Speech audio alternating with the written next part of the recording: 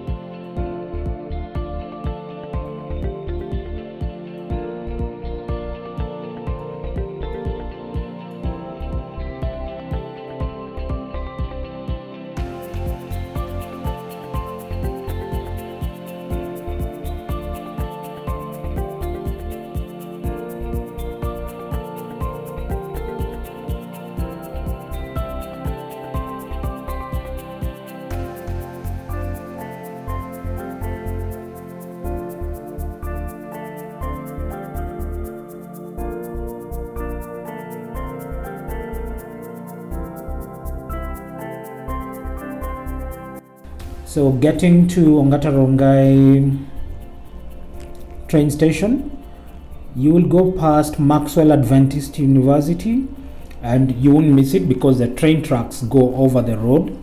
You'll take a left turn onto a rough road and drive for 1.5 kilometers. Just go parallel with the railway tracks and that will get you to Ongata Rongai train station.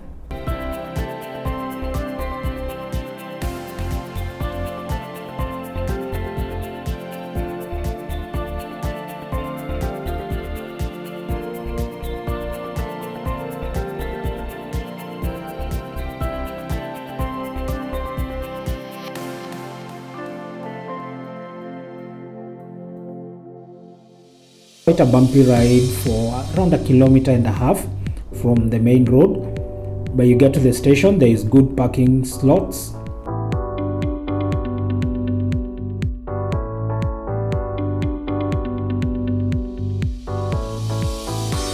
Yeah, and you won't miss the train station because it's really a beautiful building, as you can see. One beauty about the SGR trains is they always keep time. This is true even with this train. By the time we got to the station, it was just a few minutes to boarding time and the train was already there, having come from Syokimau, and it was ready to be boarded. Once we boarded, it was a 2-3 minute wait, and then the train had commenced its journey.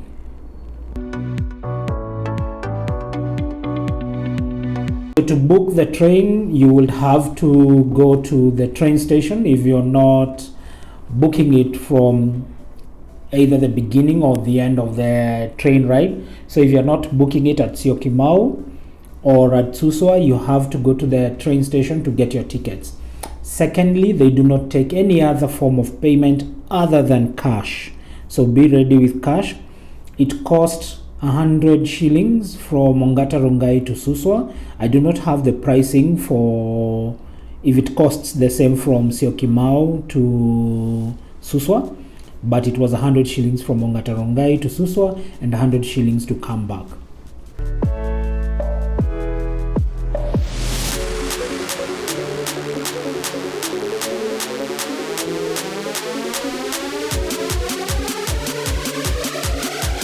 All COVID protocols were in place.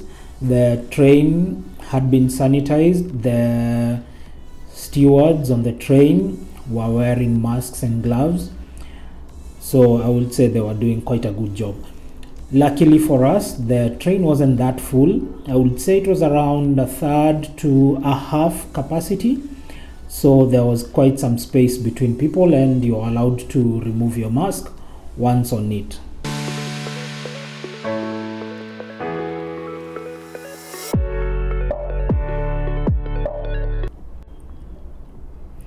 The configuration of the train is on a 3-2 across the aisle. There are no differentiators in terms of classes. It's a single class kind of a train. I would say more economy than anything else. The toilets on the train do not work. You only use the toilets when you get to the various train stations. So they tell you when you get on the train that when you get to any station, you could get off, you could offboard, go use the toilets on site, and get back on the train. The train also does not have snack service, but you're welcome to carry your own snacks. I'm not sure they allow alcoholic beverages on it, not that I asked, but they allowed snacks, so you should definitely carry snacks on this train ride.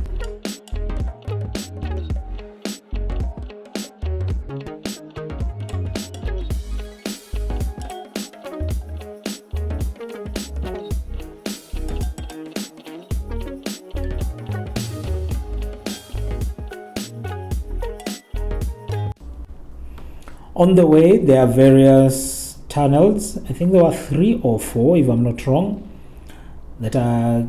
This is one of the reasons why I wanted to get on this train, because I've never been in a train that goes into a tunnel. So this was my first experience of it.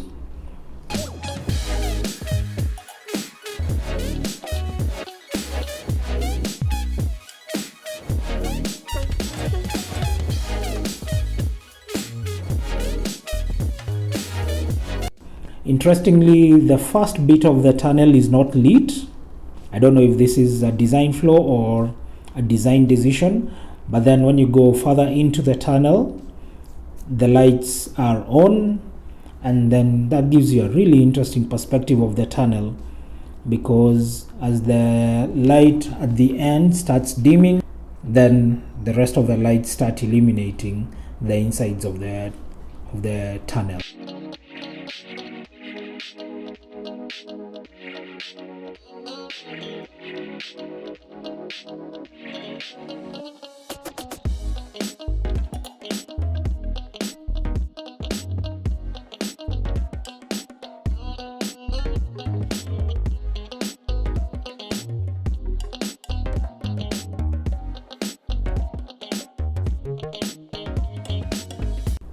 One of the things I could think of when we were riding through the tunnel, I was wondering if they would allow one to fly a drone through the tunnel.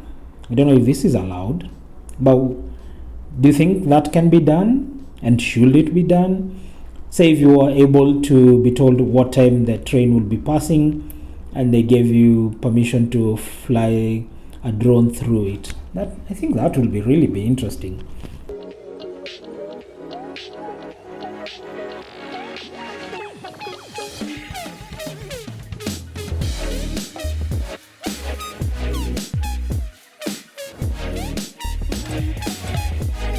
The train operates only 4 times a week, on Wednesdays, Fridays, Saturdays, and Sundays. So you could get to Suswa and come back on the same day, or you could wait for the next day.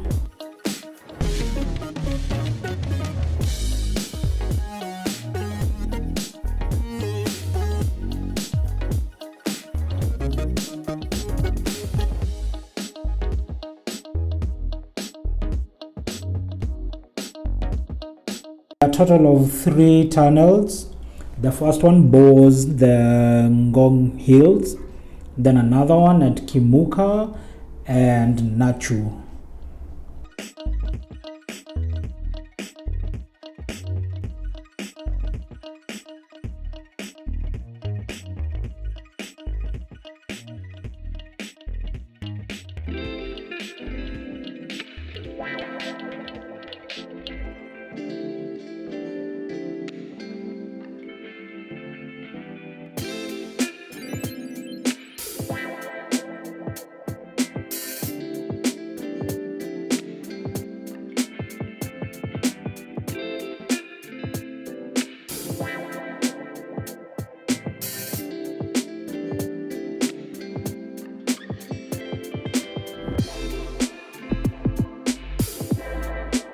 Train, you don't get to see a lot of development around the railway tracks.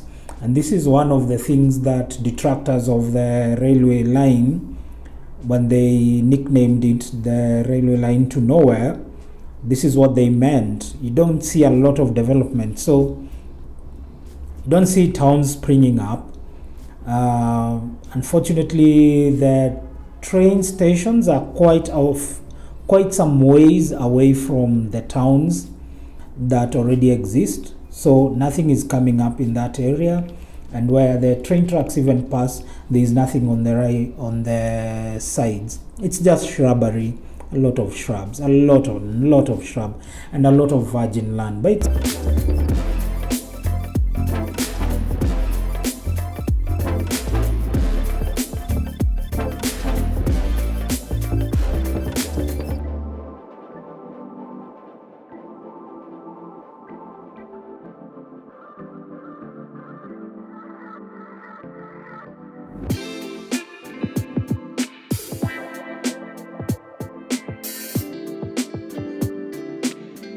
having done part of our journey, I think at this point I'll say goodbye and ask you to watch the next video so that we can complete the journey to Suswa. Thank you for watching, and wherever the road takes you, may it be full of joy.